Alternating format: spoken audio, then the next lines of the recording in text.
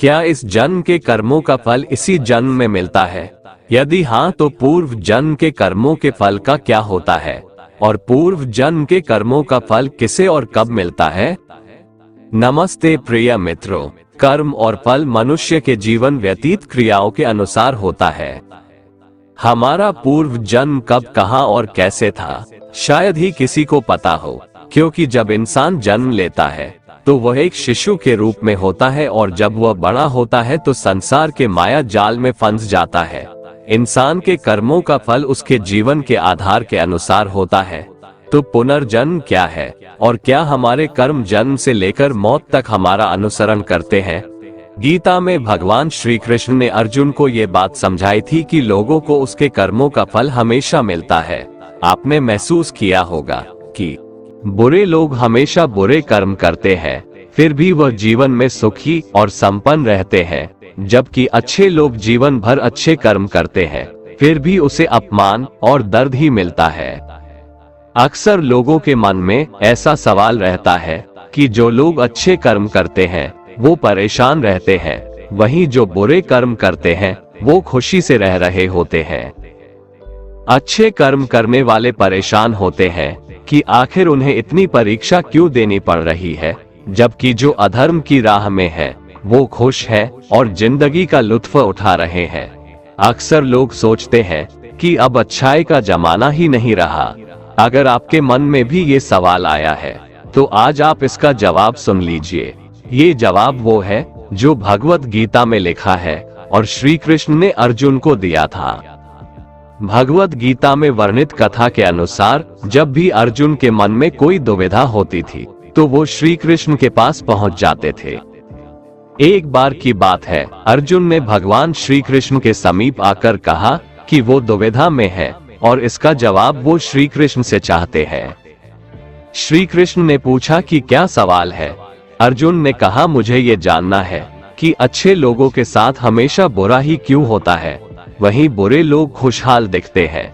अर्जुन के मुंह से ऐसी बातें सुनकर श्री कृष्ण मुस्कुराए और कहा, मनुष्य जैसा सोचता है और महसूस करता है वैसा कुछ नहीं होता है, बल्कि अज्ञानता की वजह से वो सच्चाई नहीं समझ पाता है। अर्जुन उनकी ये बात समझ नहीं पाए।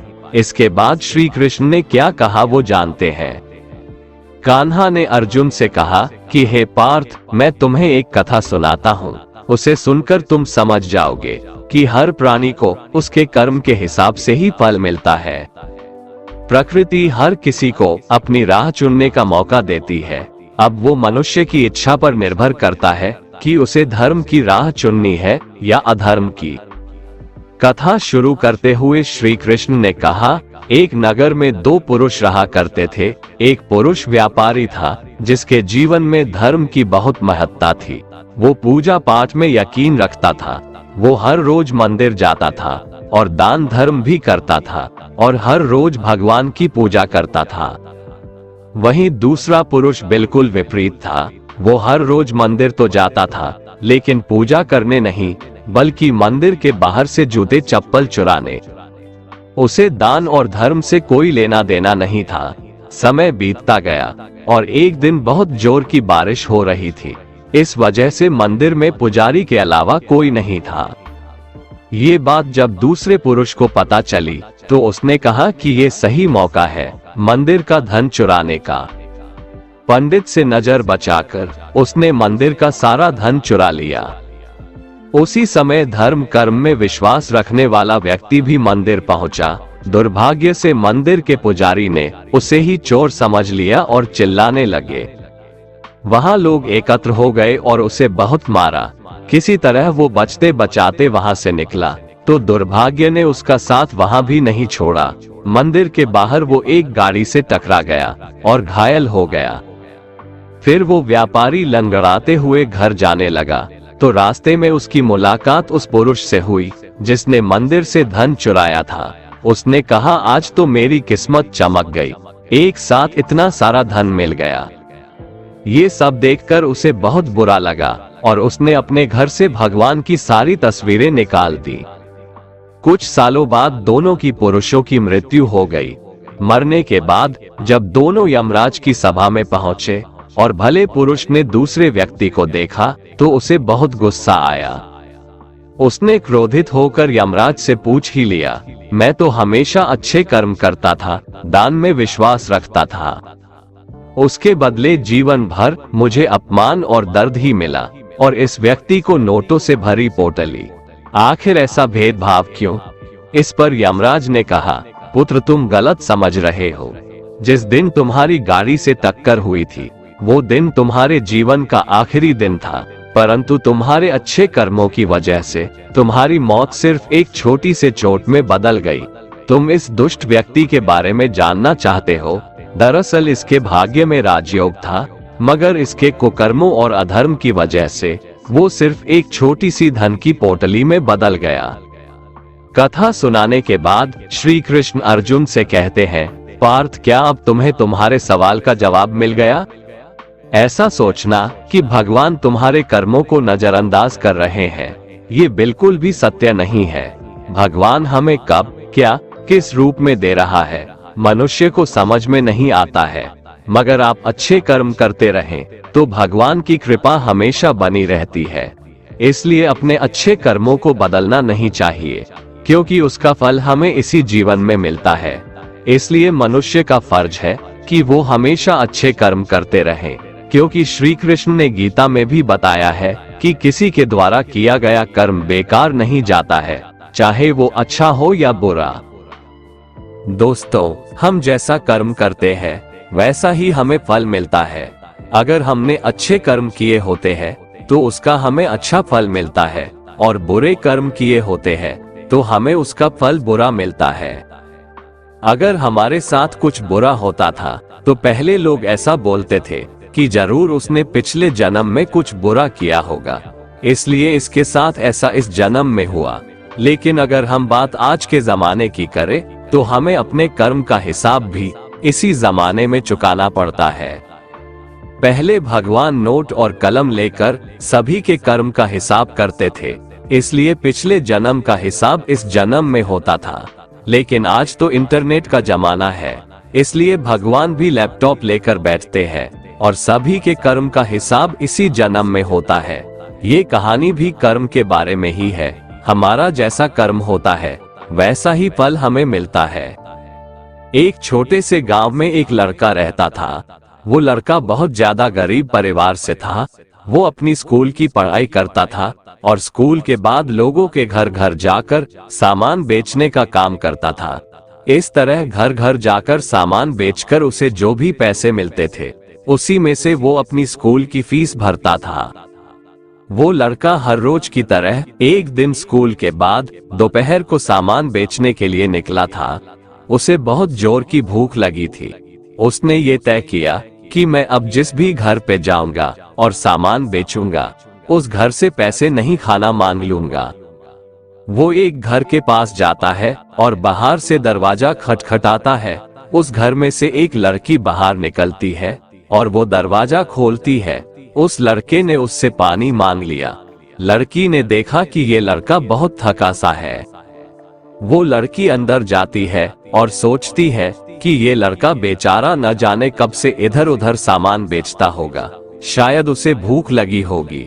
लड़की ये सब सोच रही थी और वो उसके लिए पानी की जगह पर दूध का गिलास लेकर उसे देती है।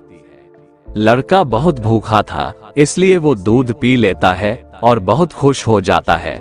उसे लगता है कि इस दुनिया में अभी भी इंसानियत जिंदा है। लड़का भगवान का धन्यवाद करता है। वो अब लड़की से पूछता है कि आपको मैं कितने पैसे दूं इस दूध के? लड़की ने कहा, मुझे आपसे कोई पैसे नहीं लेने हैं। मेरी माँ मुझे हमेशा ऐसा कहती है कि हमें दूसरों की मदद करनी चाहिए। लड़के ने कहा, आपको कुछ लेना है इस सामान में से? लड़की ने कहा कि आप कुछ मत दीजिए, मुझे कुछ नहीं लेना है। लड़के ने जाते हुए कहा कि मैं आपका दिल से धन्यवाद करना चाहता हूँ क्योंकि आपने मेरी मदद की। इतना बोलते हुए वो लड़का वहाँ से चला जाता है। कुछ समय के बाद इस लड़के ने अपनी स्कूल और कॉलेज की पढ़ाई पूरी कर ली और वो एक अच्छा डॉक्टर बन गया। ये लड़का अब एक शहर में अच्छे हॉस्पिटल में डॉक्टर था। इधर इस लड़की के घर वालों की आर्थिक परिस्थिति दिन व दिन बिगड़ रही थी। एक दिन ऐसा आया कि ये लड़की बहुत बीमार हो गई। लड़की को उसके घर वाले उसी हॉस्पिटल में ले जाते हैं जिस हॉस्पिटल में ये लड़का डॉक्टर था। उस लड़के के पास ये लड़की का केस आता है। लड़का लड़की का एड्रेस देखता है तो उसे पता चलता है कि ये तो वहीं का एड्रेस है जहां पर मैं अपने स्कूल के समय सामान बेचने जाता था। लड़के को अब उस लड़की को देखकर याद आ जाता है कि ये तो वही लड़की है जिसने मुझे मदद की थी। जब मैं भूखा था तब उसने मुझे दूध पीने के लिए दिया था। लड़का उस लड़की का इलाज अच्छे से करता है और अपनी टीम को भी इसके इलाज में कोई कमी नहीं रहनी चाहिए ऐसा बोलता है। वो लड़की ठीक हो जाती है। अब बारी थी लड़की की हॉस्पिटल का बिल देने की। वो मन ही मन बोल रही थी कि पता नहीं कितना बिल होगा। वो बहुत चिंतित थी क्योंकि उसके घर वालों की आर्थिक परिस्थिति इतनी अच्छी नहीं थी कि वो लोग ये इलाज का बिल दे पाए। लड़की ने जैसे ही बिल का लिफाफा हाथ में लिया वैसे ही उसने देखा कि उसमें उसका जो भी इलाज हुआ था वो सब लिखा था और साथ में एक छोटी सी पर्ची भी थी। उस पर्ची में लिखा था कि आपने इलाज का बिल बहुत सालों पहले एक गिलास दूध से पे कर दिया है। डॉक्टर तभी वहां पर पहुंच जाते हैं और ये लड़की उनको पहचान लेती है और उनसे कहती है कि आपका बहुत बहुत शुक्रिया। दोस्तों, अगर आप कुछ अच्छा करते हैं तो अच्छाई आपके पास घूमकर जरूर आएगी। हमें अक्सर हमारे कर्म के हिसाब से ही फल मिलते हैं। जैसा हमारा कर्म होता है वैसा ही हमें कर्म का फल मिलता है। श्रीमद् भगवत गीता में योगीराज श्री कृष्ण महाराज ने संदेश दिया है कि अवश्यमेव भोक्तव्यम कर्म कृतम शुभाशुभम, अर्थात व्यक्ति को अपने किए हुए शुभ और अशुभ सभी कर्मों का फल अवश्य ही भोगना पड़ता है।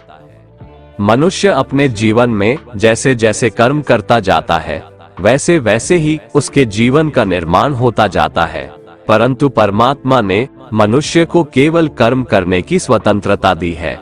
कर्म फल की व्यवस्था परमात्मा के अधीन है। आपका जैसा कर्म होगा वैसा ही आपको फल मिलेगा, यह निश्चित है, क्योंकि परमात्मा न्यायकारी है। परमात्मा मनुष्य द्वारा किए जाने वाले प्रत्येक कर्मों को जानने वाला है। परमात्मा के आगे किसी की सिफारिश नहीं चलती। परमात्मा को कोई रिश्वत नहीं दे सकता, इसलिए परमात्मा को पूर्ण न्यायकारी कहा गया है। परमात्मा की अटल न्याय व्यवस्था से कोई भी आज तक न तो बचा है और न ही आगे बचेगा। इसलिए अच्छे कर्म करने वाला व्यक्ति निर्भय होता है और बुरा कर्म करने वाला व्यक्ति हर समय भयभीत होता है। अब सवाल ये है कि कर्मों का फल क्यों भोगना पड़ता है? क्या इसे टाला नहीं जा सकता है? दोस्तों, भगवत गीता के अनुसार कर्म का फल बिल्कुल भी टल नहीं सकता।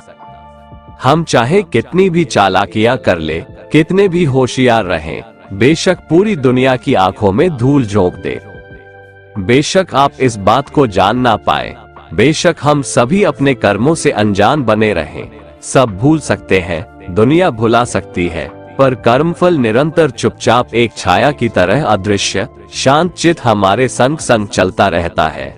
दोस्तों, कर्मफल कभी टाला नहीं जा सकता है। टालना हमारे बस में है ही नहीं। कई बार हमारे चालान होते हैं, कोई चीज चोरी होती है, दुर्घटनाएं होती रहती है, पैसा डूब जाता है। जिस तरह बुराई का फल बुरा होता है उसी तरह अच्छाई का फल भी अच्छा होता है। ये फल हमें कभी भी कहीं भी किसी भी रूप में भुगतना पड़ेगा ही। सिर्फ और सिर्फ एक कंडीशन पर ये टल सकता है। असल में टलेगा तो नहीं, पर इसका दर्द कम जरूर हो सकता है। वो ये कि अगर हम अपनी गलतियों को कबूल कर ले और परमात्मा की शरण में जाए, आत्मसमर्पण करें और अच्छे कर्म करने शुरू कर दे, तब ही हम अपने गलत कर्मों से होने वाली पीड़ा से बच सकते हैं, बशर्ते ईश्वर हमें माफ कर दे। हमारे इस जन्म में किए गए प्रबल कर्म का फल हमें इसी जन्म में मिल जाता है। शेष छुट-पुट व प्रत्यक्ष परोक्ष भले बुरे कर्म हमारे कर्मों के संचित कोश में जमा होते रहते हैं, जो प्रारब्ध कर्म के फल रूप में हमारी जीवात्मा को विभिन्न 84 लाख योनियों में ले जाते हैं। यही 84 का चक्कर कहा जाता है। कुल मिलाकर कहा जा सकता है कि कर्म का फल जन्मों जन्मों तक हमारा साथ नहीं छोड़ता है। इसीलिए कर्म के सिद्धांत के अनुसार अपने जीवन को ढाल लीजिए और अपने कर्मों पर कड़ी नजर रखिए और ध्यान रखिए, कर्म, वाचा, मनसा, कर्मणा इन तीनों मार्गों से संपन्न होते हैं। इसका तात्पर्य ये हुआ कि किसी को मिथ्या या कटु वचन नहीं बोलना है, किसी के विषय में बुरा नहीं सोचना है, किसी का प्रत्यक्ष या परोक्ष बुरा नहीं करना है। यदि आपने ये तीनों नियम साध लिए तो ये सुनिश्चित है कि आप उत्तरोत्तर विकसित होते जाएंगे व जन्म दर जन्म कुलीन परिवार और उत्तम परिस्थितियों में जीवन जिएंगे। आपके जीवात्मा का निम्न योनियों में गिरना रुक जाएगा, बशर्ते कि आप अपने अहंकार के चलते किसी जन्म में पुनः उपरोक्त नियमों का उल्लंघन न कर बैठें। इस खतरे से बचने का एकमात्र उपाय यही है कि आप अकर्म की साधना में अपनी जीवन ऊर्जा खपाएं। अकर्म की साधना का तात्पर्य है ध्यान साधना द्वारा अपनी चेतना को अपने मन के परे स्थापित करते हुए अहंकार रहित जिए तथा हर कर्म को निष्काम भाव से अंजाम दें। इसे आप यूं भी समझ सकते हैं, मन के माध्यम से किए गए कर्म के साथ कर्म का फल ठीक उसी तरह से है जैसे आपके साथ आपकी परछाई। इस प्रकार उन कर्म फलों से बचा नहीं जा सकता, किंतु जैसे प्रकाश के ठीक नीचे खड़े होने पर हमारी परछाई नहीं बनती है, ठीक वैसे ही मन से परे रहते हुए आत्मा के प्रकाश में किए गए कर्म अपना फल देने के योग्य नहीं रह जाते हैं। महाभारत के युद्ध के पश्चात श्री कृष्ण भीष्म पितामह से मिलने पहुँचे तो भीष्म ने कृष्ण से पूछा कि हे केशव, मुझे इतना दर्द क्यों हो रहा है। तब श्री कृष्ण ने बताया कि पितामह, आप पिछले जन्म में राजा थे, आप कहीं जा रहे थे और रास्ते में एक सांप पड़ा था। आपने उसे मरा समझकर अपने तीर से उठाकर फेंक दिया और वो सांप नुकीली झाड़ियों में जा गिरा। उसके कांटे सांप के शरीर में बुरी तरह चुभ रहा था। सांप ने आपको खूब बद्दुआ दी थी, उसी का फल आपको मिल रहा है। जो कांटों का दर्द उसे हो रहा था, वही दर्द आपको तीरों की सैया के नुकीले बाण से हो रहा है। दोस्तों, इस प्रसंग से भी यह सिद्ध होता है कि पूर्व जन्म के कर्म का फल भोगना ही पड़ता है। दोस्तों, अब सवाल ये उठता है कि क्या इन कर्मों से छुटकारा पाने का भी कुछ उपाय है क्या? इसके लिए भगवान श्री कृष्ण ने गीता के 4 अध्याय में जो बताया है उसे सुनते हैं। श्री भगवान कहते हैं कि जो मनुष्य कर्म तो करता है लेकिन उस कर्म में अकर्म को देखता है, अर्थात ये नहीं सोचता है कि मैं ही करता हूँ, वह खुद को एक माध्यम समझता है, वह फल की इच्छा नहीं रखता, वह जानता है कि संपूर्ण कर्म परमात्मा द्वारा हो रहा है, ऐसे मनुष्य को कर्म नहीं बांधता है। जो पुरुष समस्त कर्मों में और उनके फल में आसक्ति का सर्वथा त्याग करके संसार के आश्रय से रहित हो गया है और परमात्मा में नित्य तृप्त है, उसके लिए भगवान की भक्ति के अलावा और कोई कर्म नहीं रह जाता है। अर्थात वह कर्म करते हुए भी वास्तव में कुछ भी नहीं करता। जिसने अपने मन और इंद्रियों को जीत लिया है और जिसने समस्त भोगों की सामग्री का परित्याग कर दिया है, ऐसा आशा रहित पुरुष केवल शरीर संबंधी कर्म करता हुआ भी पापों को नहीं प्राप्त होता है।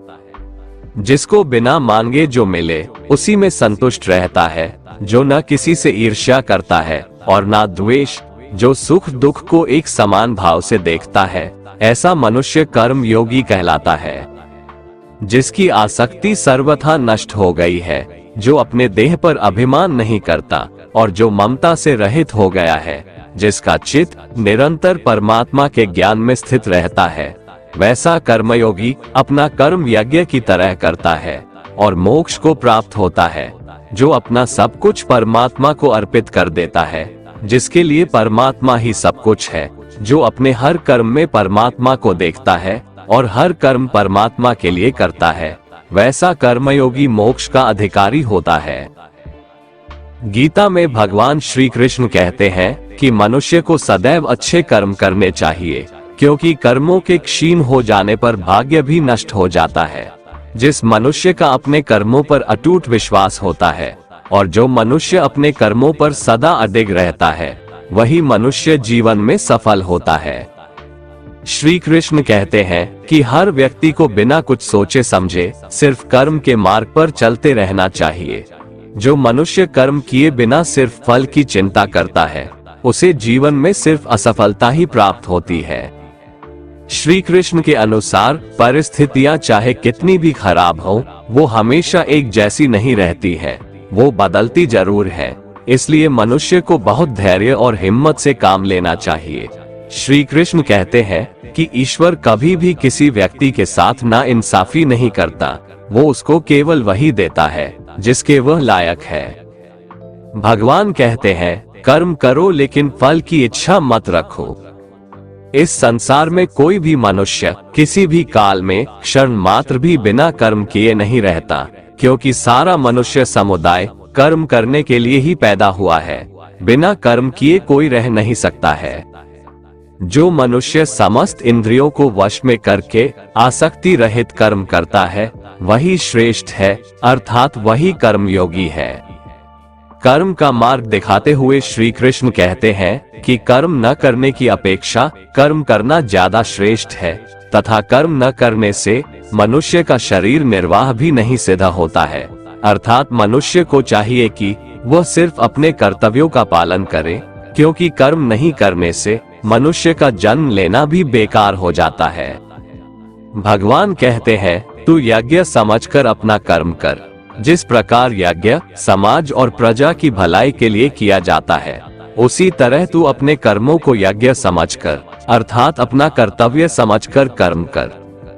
जो पुरुष इस परंपरा से नहीं चलता, प्रकृति के नियमों का पालन नहीं करता, अर्थात अपने कर्तव्य का पालन नहीं करता, वो इंद्रियों के द्वारा भोगों को भोगने वाला पापी पुरुष व्यर्थ ही जीता है। परंतु जो मनुष्य आत्मा में ही रमण करने वाला और आत्मा में ही तृप्त तथा आत्मा में ही संतुष्ट हो, उसके लिए कोई कर्तव्य नहीं है। आत्मा का मतलब यहाँ सबसे बड़ा सच है, और जो सत्य को समझता है, सत्य में ही खुश होकर सत्य में ही रहता है, उसके लिए कोई कर्तव्य नहीं है। लेकिन ऐसा कोई लाखों करोड़ों में एक होता है। उस महापुरुष का इस विश्व में न तो कर्म करने से कोई प्रयोजन रहता है और न कर्मों के न करने से ही कोई प्रयोजन रहता है, तथा संपूर्ण प्राणियों में भी इसका स्वार्थ से कोई संबंध नहीं रहता। कहने का सीधा मतलब है, जिसे परमात्मा मिल चुका है, वो कोई और दूसरा कर्म क्यों करे। श्री कृष्ण कहते हैं अगर तुमने कोई रिश्ता खोया है या किसी रिश्ते से निराश हो, तो वह रिश्ता मुझसे बना लो, मैं कभी भी तुम्हें छोड़कर नहीं जाऊंगा। इसलिए तू निरंतर आसक्ति से रहित होकर, अर्थात अपनी इच्छा को त्याग कर सदा कर्तव्य कर्म को भली भांति करता रहे, क्योंकि आसक्ति से रहित होकर कर्म करता हुआ मनुष्य परमात्मा को प्राप्त हो जाता है। बहुत से ऐसे लोग हैं जो कर्म करते हुए ही परम सिद्धि को प्राप्त हुए थे। जनक आदि ज्ञानी जन भी आसक्ति रहित कर्म द्वारा ही परम सिद्धि को प्राप्त हुए थे। इसलिए कर्म करना ही उचित है। श्रीमद् भगवद गीता में श्री कृष्ण कहते हैं कि जीवन में कुछ भी स्थायी नहीं है, इसलिए स्वयं को अधिक तनावग्रस्त न करें। किसी के साथ चलने से ना तो कोई खुशी मिलती है और ना ही लक्ष्य, इसलिए मनुष्य को सदैव अपने कर्मों पर विश्वास करते हुए अकेले चलते रहना चाहिए। श्रेष्ठ पुरुष जो जो आचरण करता है, अन्य पुरुष भी वैसा वैसा ही आचरण करते हैं। वो जो कुछ प्रमाण कर देता है, समस्त मनुष्य समुदाय उन्हीं के पद चिन्हों पर अपने रास्ते चुनता है। इसलिए सज्जन व्यक्तियों को सदैव अच्छा व्यवहार करना चाहिए। कान्हा कहते हैं मेरा इन तीनों लोकों में न तो कुछ कर्तव्य है और न ही कोई वस्तु प्राप्त करने योग्य है, फिर भी मैं कर्म में ही बरतता हूँ, अर्थात मैं भी कर्म करते हुए अपने कर्तव्य का निर्वाह करता हूँ। श्री भगवान कहते हैं यदि मैं कर्मों को करने में सावधानी ना बरतूं तो बड़ा अनर्थ हो जाएगा, क्योंकि मनुष्य सब प्रकार से मेरे ही मार्ग का अनुसरण करते हैं। इसलिए यदि मैं कर्म न करूं तो ये सब मनुष्य नष्ट भ्रष्ट हो जाएंगे और मैं संकर्ता का करने वाला हो जाऊंगा तथा इस समस्त प्रजा को नष्ट करने वाला बन जाऊंगा। जिनमें समझ नहीं होती वो कर्म में आसक्त होकर कर्म करते हैं, आसक्ति रहित विद्वान को भी चाहिए कि वह भी लोगों को सही दिशा दिखाने के लिए उसी प्रकार कर्म करे। जो ज्ञानी है, जिन्हें ईश्वर की सच्चाई मालूम हो चुकी है, उनकी ये जिम्मेदारी बन चुकी है कि उनके काम करने के तरीके से कहीं किसी और के मन में काम करने के प्रति अश्रद्धा या अपमान ना पैदा हो जाए। इसलिए उन ज्ञानी जनों के लिए ये जरूरी है कि वो ऐसा उदाहरण सामने रखें जिससे हर कोई अपना कर्म, अपना कर्तव्य करने के लिए प्रेरित हो। वास्तव में संपूर्ण कर्म सब प्रकार से प्रकृति के गुणों द्वारा किए जाते हैं, तो भी जिसका अंतःकरण अहंकार से मोहित हो रहा है, ऐसा अज्ञानी मैं करता हूँ ऐसा मानता है। तामसिक गुण वाले व्यक्ति आलस्य या नींद इसी प्रकार के कर्म करते हैं। राजसिक गुण वाले बात बात पर शौर्य या बहादुरी दिखाने का काम करते हैं, लेकिन ज्ञानी मनुष्य जानते हैं उसके गुण ही उससे कर्म करवा रहे हैं, और जो ज्ञानी नहीं होते वो समझते हैं कि सब कुछ वही कर रहे हैं। कर्म में लगे हुए ज्ञानियों को ये जानना चाहिए कि गुण ही उनसे कर्म करवाते हैं, वो खुद कुछ भी नहीं करते। और जो ज्ञानी इस बात को समझ ले तो ये उनकी जिम्मेदारी होती है कि वो अज्ञानियों को समझाए कि कर्म ही उनका धर्म है। श्री कृष्ण कहते हैं कि तुम मुझ अंतर्यामी परमात्मा में अपने सारे कर्मों को अर्पण कर दे। जो कोई मनुष्य दोष दृष्टि से रहित और श्रद्धा युक्त होकर मेरे इस मत का सदा अनुसरण करते हैं, वे भी संपूर्ण कर्मों से छूट जाते हैं। परंतु जो मनुष्य मुझ में दोषारोपण करते हुए मेरे इस मत के अनुसार नहीं चलते हैं, उन मूर्खों को तू संपूर्ण ज्ञानों में मोहित और नष्ट हुआ ही समझ। गीता में श्री कृष्ण कहते हैं, दूसरे के कर्तव्य का पालन करने से भय होता है और स्वधर्म में मरना भी बेहतर होता है। श्री कृष्ण के अनुसार हमें दूसरे का अनुसरण या नकल करने की बजाय स्वधर्म को पहचानना चाहिए। दूसरों का अनुसरण करने से मन में भय उत्पन्न होता है। श्री कृष्ण के अनुसार डर हटाने का एक ही उपाय है, और वो है अपना स्वधर्म पहचानना और उसी में जीना। भगवान कहते हैं, रजोगुण से उत्पन्न होने वाले काम वासना और क्रोध ही मनुष्य से पाप कर्म करवाते हैं। इसलिए काम वासना और क्रोध मनुष्य का सबसे बड़ा शत्रु है। जिस प्रकार धुएं से अग्नि और धूल से दर्पण ढक जाता है तथा जिस प्रकार गर्भाशय से गर्भ ढका रहता है, उसी प्रकार कामनाओं से ज्ञान ढका रहता है। इस प्रकार शुद्ध चेतन स्वरूप जीवात्मा का ज्ञान कामना रूपी नित्य शत्रु द्वारा ढका रहता है, जो कभी भी तुष्ट न होने वाली अग्नि की तरह जलता रहता है। इंद्रियां, मन और बुद्धि कामनाओं के निवास स्थान होते हैं। इनके द्वारा कामनाएं ज्ञान को आच्छादित करके जीवात्मा को मोहग्रस्त कर देती है। इसलिए मनुष्य को चाहिए कि प्रारंभ में ही इंद्रियों को वश में करके और आत्मज्ञान और आत्म साक्षात्कार में बाधा उत्पन्न करने वाली इन महान पापी कामनाओं का ही बलपूर्वक खात्मा कर दे और कर्म योग के द्वारा परमात्मा की भक्ति करके समस्त कर्मों से छुटकारा प्राप्त कर ले। दोस्तों, अगर आपको हमारा ये वीडियो पसंद आया तो कमेंट में जय श्री राधे कृष्ण लिखें, और ऐसे ही प्रेरणादायक वीडियो देखने के लिए हमारे चैनल को सब्सक्राइब कर लें। जय श्री राधे कृष्ण।